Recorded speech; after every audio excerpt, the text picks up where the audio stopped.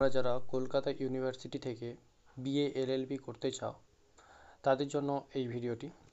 Kolkata university তাদের BA LLB প্রোগ্রামের জন্য যে এন্ট্রান্স টেস্টটা নেবে তার রেজিস্ট্রেশন শুরু করে দিয়েছে। সেই রেজিস্ট্রেশনের জন্য তোমরা যেটা করবে সেটি হচ্ছে গিয়ে ইউনিভার্সিটির অফিসিয়াল ওয়েবসাইট যেটা রয়েছে সেই ওয়েবসাইটে তোমরা চলে আসবে।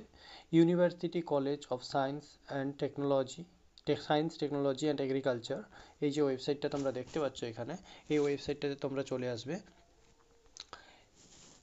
এবারে এখানে তোমরা আসার পরে যেটা দেখতে পাবে এখানে লেখা আছে অ্যাডমিশন নোটিশ। এখানে অ্যাডমিশনের জন্য নোটিশটা দেওয়া রয়েছে, তোমরা নোটিশটা চাইলে দেখতে পারো। এবং অ্যাডমিশন শিডিউল যেটা দিয়েছে ওই শিডিউলটা তোমরা দেখে নাও। এখানে শিডিউল যেটা দেওয়া আছে সেটা হচ্ছে কি অনলাইন সাবমিশন অফ অ্যাপ্লিকেশনের ডেট যেটা সেটা 15/9/2025 থেকে 25/9/2025 পর্যন্ত চলবে।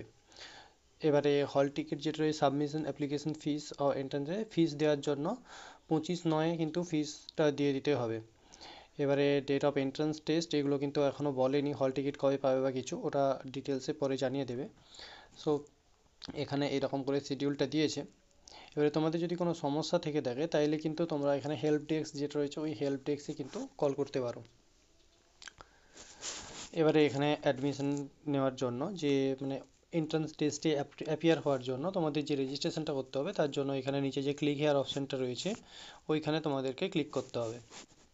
তো তারপরে তোমাদের সামনে একটা নতুন পেজ ওপেন হবে। সেখানে তোমরা যদি নিউ ক্যান্ডিডেট হয়ে থাকো তাহলে তোমরা এখানে নিউ অ্যাপ্লিক্যান্ট বলে এই যে অপশানটা রয়েছে এখানে ক্লিক করবে।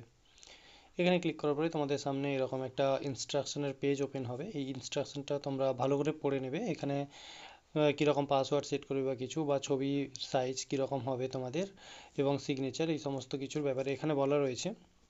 সো এটা তোমরা একটু ডিটেলসে পড়ে নেবে। তারপরে I have read the instruction করে দিলেই তোমাদের সামনে ফর্মটা ওপেন হয়ে যাবে। এবারে এখানে ফর্মটা তোমরা ফিল আপ করে নেবে, যেরকম এখানে বলা রয়েছে পরপর সেইভাবে ফিল আপ করবে। এবারে তারপরে পাসওয়ার্ড দিয়ে এখানে অ্যাপ্লাই করে দিলেই কিন্তু তোমাদের অ্যাপ্লিকেশানটা হয়ে যাবে। সো আশা করি তোমরা বুঝতে পেরেছো কীরকম কী স্টেপগুলো করতে হবে। ডেট পেরিয়ে যাওয়ার আগে অবশ্যই অ্যাপ্লিকেশানটা করে রাখবে। শেষের দিকে কিন্তু সার্ভার ডাউন হতে পারে, তার জন্য আগে থেকেই করে ফেলা ভালো। এবারে অ্যাপ্লিকেশান ফিসটা যেটা রয়েছে, অ্যাপ্লিকেশান ফিস যদি দেখি তাহলে অ্যাপ্লিকেশান ফিসটা একটু দেখিয়ে দিচ্ছি আমি।